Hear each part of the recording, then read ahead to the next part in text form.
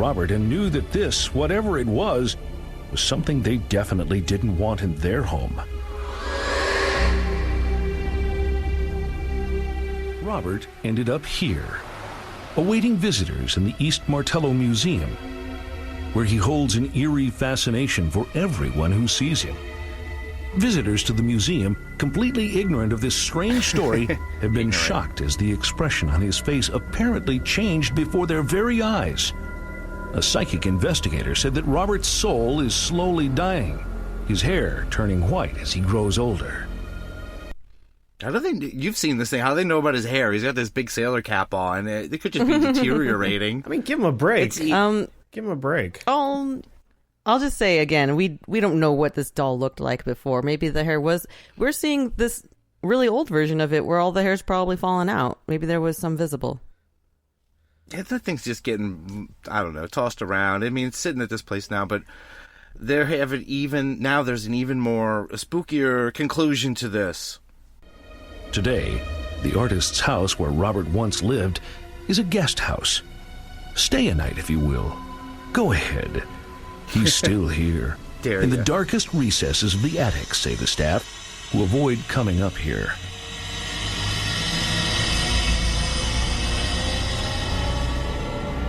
And after her death, Eugene's wife Anne appeared here too. Her ghost stalks the turret room. Whoa. Anne is trapped here now with Robert, the doll. And as for Robert, the artist, he tragically discovered that the things we love to possess sometimes end up possessing us. Wait, is he possessed or is the doll possessed? The doll is. I don't know. They're dumb. But they said he's it's possessed. The doll's possessing he possesses him the doll because he owns the doll, and the doll is possessed by some creepy voodoo spirit. I don't think at any point the doll possesses him. That person's dumb. The narrator's dumb. I think it's implied that maybe he is. I don't know, but that's a mostly this so far this makes sense. Wow. That's a mostly complete version of the tale of Robert. But his backstory, well, that's really just the beginning. Robert is a legend amongst haunted dolls now. And since 1994, Robert has resided at the Fort East Martello Museum in Key West, Florida. Soon after his donation, the museum staff realized just how special Robert was and put him on display for all the museum's visitors to see. The Fort East Martello Museum is open to the public daily, except Christmas, from 9:30 a.m. to 4:30 p.m. Why not Christmas? Look, that's straight from his official site, robertthedoll.org, which also sells some great Robert the Doll merch. Man, they got t-shirts, they got coasters, they got little straw doll keychains. I was about to ask if they had keychains. Good. I want one. Of course, they have my favorite item. They have little replica Robert plushie dollies. That's what I was going to say. They have mini little Roberts. Yes. They shouldn't do that. They should not be making those. What the fuck? They do. No. They do, and there are 3 sets you can guess. You can get 3 different sets. Guess how much for the just original set, and I'll give you the description. This mini version of the real Robert includes his pet lion Leo and is approximately 12 inches tall. A postcard bearing his image is included and is in an all-vinyl carrying bag. The little chair in the display is not included. If anyone knows a manufacturer, let me know. I'd like to add these if you can anyway. Thank you. How much do you think the original is? The original. How big for is all this that, doll? The replica? It's the same size as the original doll. No, it's a 12-inch little plushy doll and with a postcard and a bag and the little lion. And the lion. Oh shit. I'm gonna say like $50. What about you, Rob? What do you think? I was going to say $49.95, but now I'm going to say $99. All right. Well, congratulations, Dre. You're closer. It was $39.95. That's it. Just to get the original. Okay, yeah, that's not bad. So you would have won, Rob, if you stuck to your original number. Yeah. But there is a Robert, deluxe. Blame Robert. There is a deluxe. The deluxe version, Robert. He's got his pet lion. He's got the handy vinyl carrying bag. He's got the postcard, and he's got an author autographed copy of his biography, so you too can know the backstory of our infamous doll. How much do you think the deluxe goes for? And they do have the bit about the chair again. They are looking for that chair. How much for the deluxe? $50. All right, what about you, Rob? $69.95. Well, y'all kind of split it there. It's $59.95. Y'all are right in the middle. All right, we went from 39 to 59. Okay. Did Rob win or And who? I'm bad at that. Y'all literally tied, probably. Who knows? But we also have, finally, we have the Supreme. And, of course, you get your 12-inch doll. You get your Leo the Lion. You get your carrying bag. You got your postcard. You got your author autograph book. And you also get a string voodoo doll keychain made with Robert's likeness. How much for the Supreme? Oh, my God. I would pay $0. Deluxe for was that, $59. How much extra my would you pay just God. for a string keychain? Oh, it's okay. Keychain. Well, $69. I'm not going to put All 99 right. cents. What It's about just you, Rob? $75. Congratulations, Dre. It was $69.95. You did it. Okay. Oh, wow. I should have okay. said, oh, fuck. Cool. All right. They did it. All right. Who the fuck is buying these things? Hey, my birthday's coming up. Give me that. I'll take the starter Oh my kit. I'll God, take the Russ! little Don't Robert. All don't right. ask for that. We need you to run this show. Please don't. Nobody, listeners, can be like unbelievers, it can do be like not a wand. buy Sounds like Russell. the scam of the century, right? I hope it is. Don't buy this for We'll him. have our own. It'll be like a wand. We'll have a Robert that'll we'll pass around. All right. So besides a lot of great merch, Robert also has a lot of famous admirers in the paranormal field, and one of his biggest and possibly could be considered his champion is Joshua P. Warren. Joshua P. Why can't Warren. he be a champion? Joshua P. Warren has written a book called Don't Play with Robert. Joshua P. Warren has made a lot of appearances about Robert the Doll. He's been even gone coast to coast, where he considers Robert the most haunted doll, and he felt as though he was actually in the presence of a real person during his investigation. He surprised George Norrie by sending him his very own Robert the Doll replica, and not the one from the little store, a real, like, a replica. Where'd he get that replica from? He made it. He's got people making stuff, but a caller phoned in to warn them that some of the real doll's energy may have transferred to the replica. Warren's trip to the museum was, as well as his unexpected, thrilling visit to the attic where Robert once resided, have been chronicled in a video. Okay, he's got a blog about it, whatever. But yes, Joshua P. Warren, very, very much a champion of Robert the Doll. So here he is, not on Coast to Coast, but here's Joshua P. Warren on some other radio show talking about Robert the Doll. And he already starts with the backstory we heard, but I did find this part very interesting. So as Gene grew up, he continued to obsess over this doll.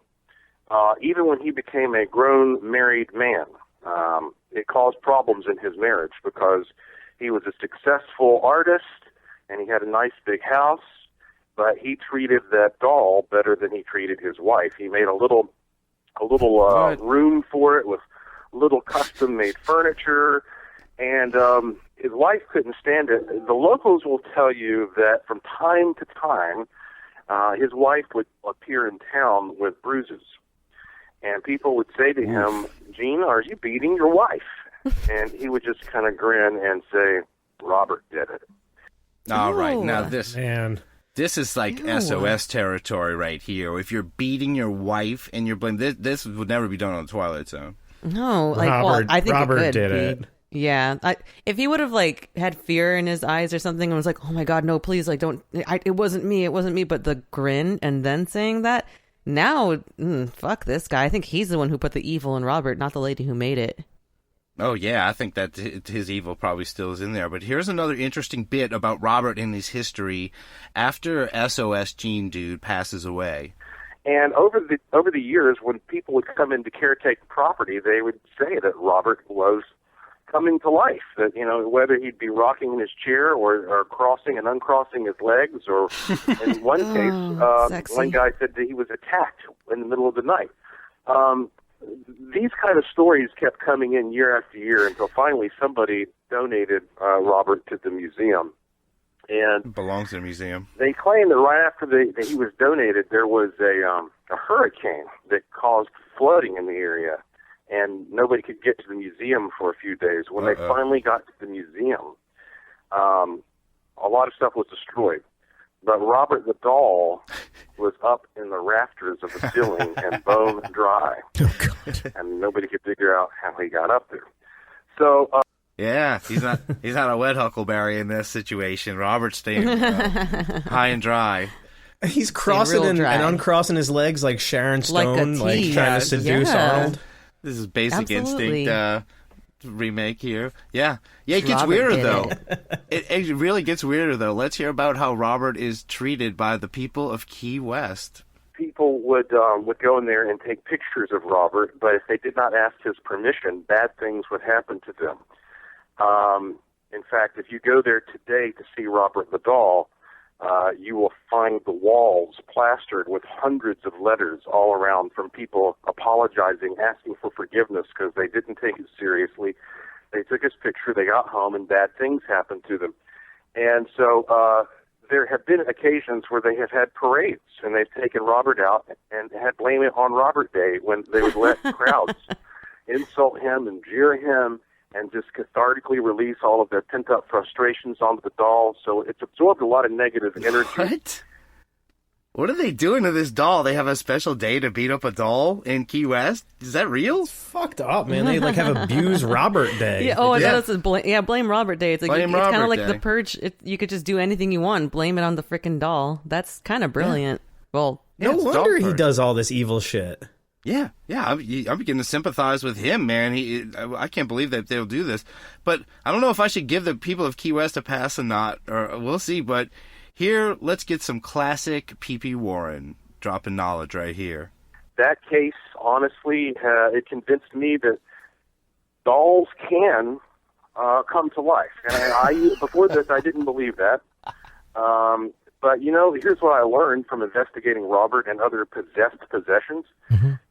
Scientifically, we still can't even understand how that our physical bodies are animated by life. Yeah, we don't know how the mind-body relationship functions. So if we can't even explain how our physical bodies are living, then how can we so quickly dismiss the possibility that other physical forms might also be capable of being animated with life temporarily from time to time? And I think that's certainly what has happened in the case with Robert the Haunted Doll. And that's...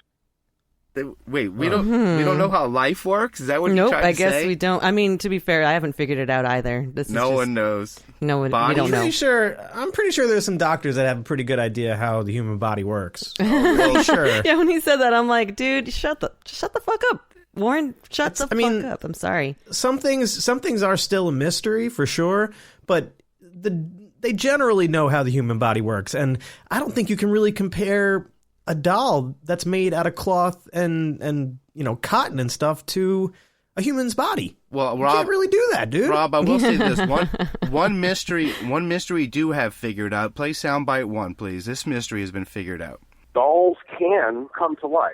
Yeah, say that we figured that one out. Yeah, I mean, duh.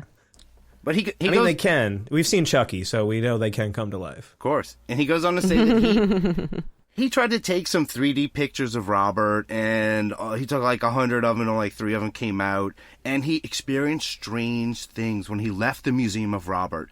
But he tells this story also. Let's hear. And there were other, weird things that happened. It's like, this is really not related directly to the ghost story, but when I was down there, I went into a museum that was dedicated to a shipwreck. It was the last thing I did before I left Key West. I went to this museum, and they had a display where you could put your hand through a hole in, I guess, a piece of like very strong, bulletproof type material, like some kind of glass type material. You could put your hand in there, and you could lift up a gold bar. I was not telling how many pounds this thing weighed, right? And then after that, they would give you a sticker that says, "I lifted a bar of gold." And like 3 days after I was there, somebody stole that bar of gold. Oh God! And I watched the security footage. It's so weird. It's like a guy just walks up to that display case and just reaches in like magic and just takes this thing out. I don't know how he did it. I called the cops to get an update. It's an unsolved mystery. It's an unsolved crime. Now, again, does that relate to Robert the Doll? No, but it's just one of those like weird things. This is the unsolved mystery of the gold idiot. bar. That's such a weird, like almost non sequitur. He Yeah, just such had a to tell that tangent you went story. on. Yeah,